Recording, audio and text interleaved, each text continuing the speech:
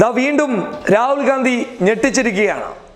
മധ്യപ്രദേശിൽ 70% യുവാക്കൾക്ക്, തൊഴിൽരഹിതരായ യുവാക്കൾക്ക് തൊഴിലുറപ്പിക്കുന്ന, അതായത് പറഞ്ഞിരിക്കുന്നത് നരേന്ദ്രമോദിയല്ല, രാഹുൽ ഗാന്ധിയാണ്.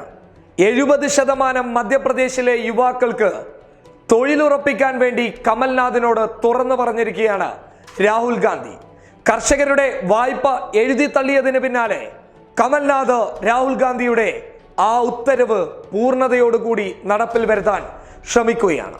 അതായത് മധ്യപ്രദേശിലെ 70% യുവാക്കൾക്ക് അവിടെയുള്ള വൻകിട കമ്പനികളിൽ ജോലി തയ്യാറാക്കി കൊടുക്കുക, തൊഴിലുണ്ടാക്കി കൊടുക്കുക എന്ന നടപടിയായിരിക്കും ഇനി അടുത്തതായി കമൽനാഥും കൂട്ടരും മധ്യപ്രദേശിൽ നടപ്പിലാക്കാൻ വേണ്ടി പോകുന്നത്.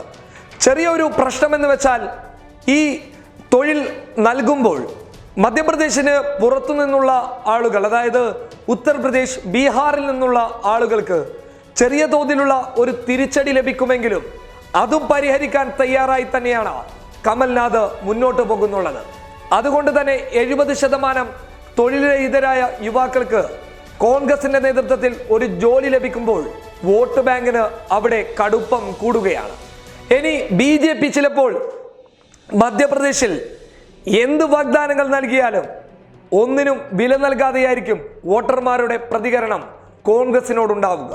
അതായത് വോട്ടുകൾ ഇനി കോൺഗ്രസിന് സ്വന്തമെന്നാണ് പറയാനുള്ളത്. കർഷകരുടെ വോട്ടുകൾ കോൺഗ്രസ് എന്തായാലും സ്വന്തമാക്കി കഴിഞ്ഞു. അതിനി സംഘപരിവാർ പ്രവർത്തകരായ കർഷകരാണെങ്കിൽ പോലും വോട്ടിനി അറിഞ്ഞുകൊണ്ട് കോൺഗ്രസിന് നൽകും. അതിൽ യാതൊരു സംശയവുമില്ല. അതിന് പുറമെ രാഹുൽ ഗാന്ധി അടുത്തത് പിടിച്ചത് യുവാക്കളെയാണ്. യുവാക്കൾക്ക് തൊഴിൽ ഉറപ്പാക്കുന്നതോടുകൂടി അവരുടെ വോട്ടും കോൺഗ്രസിന് ലഭ്യമാകുന്നത് ഉറപ്പായിട്ടുണ്ട്. എന്തു പറഞ്ഞാലും കമൽനാഥിന്റെയും രാഹുൽ ഗാന്ധിയുടെയും ഈ നീക്കത്തെ സോഷ്യൽ മീഡിയ കൈയടിച്ച് പ്രോത്സാഹിപ്പിക്കുകയാണ്. രാഹുൽ ഗാന്ധി മുകളിൽ നിന്ന് ഉത്തരവിറക്കുമ്പോൾ അതിൽ ഒരു തരത്തിലുള്ള തിരുത്തലുകൾ ഉണ്ടാകാതെ പരിപൂർണതയോടുകൂടി നടപ്പിൽ വരുത്തുന്ന കമൽനാഥ് അവിടെ കോൺഗ്രസിന്റെ വിജയക്കൊടി ഇനി ഒരിക്കൽ കൂടി പാറിപ്പിക്കുമെന്നതിൽ യാതൊരു സംശയവുമില്ല. ഒരു കാര്യം ഉറപ്പാണ്, വാഗ്ദാന ലംഘകരായ BJPക്ക് കനത്ത രീതിയിലുള്ള മറുപടി നൽകാൻ കോൺഗ്രസിന് ഇപ്പോൾ സാധിക്കുന്നുണ്ട് എന്നുള്ളതാണ് ഇപ്പോൾ കിട്ടുന്ന വിവരങ്ങൾ. 70% വരുന്ന തൊഴിലവസരങ്ങൾ യുവാക്കൾക്ക് നൽകുന്നതിലൂടെ മധ്യപ്രദേശിൽ കോൺഗ്രസ് പുതിയൊരു മുഖച്ഛായ കൊണ്ടുവരാൻ പോവുകയാണ്.